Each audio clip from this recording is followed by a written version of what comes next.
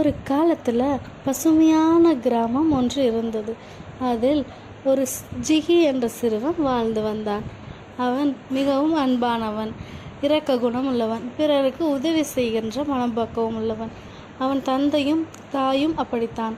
அவர்களும் விவசாயிகள். அவர்களும் அதே போலதான் இரக்க குணம் உள்ளவர்கள். ஒரு நாள் ஜிகி ஊருக்கு ஒரு வழிப்போக்கர் வந்தார்.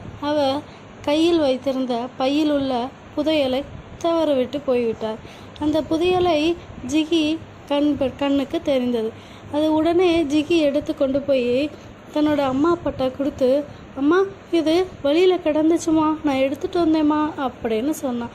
உடனே ஜிகி அம்மா அப்பா அதை ஊர் தலைவர்கள்கிட்ட கொண்டு போய் இது யாருடையதுன்னு கேட்டு கொடுத்துருங்கன்னு சொன்னாங்க. அதுக்கு இது யாருடையதுன்னு தெரியல, நீங்களே வச்சுக்கோங்கன்னு சொன்னாங்க. இதை பாராட்ட ஊர் மக்கள் எல்லாரும் அதை குறிச்சே பேசிக்கிருந்தாங்க. அதை கேட்ட வழிப்போக்கர் பஞ்சாயத்து தலைவர்கிட்ட போய் அது என்னுடைய புதையல் தான் தாங்கன்னு கேட்டாங்க. உடனே அந்த பஞ்சாயத்து தலைவர்கள் கொடுத்துட்டார்கள்.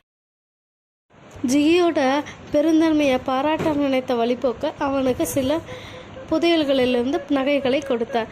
இதனால் என்ன தெரியுதுன்னா, அடுத்தவங்க பொருளுக்கு நம்ம ஆசைப்படாமல் இருக்கும்போது கடவுள் நமக்கு உதவி செய்வார்.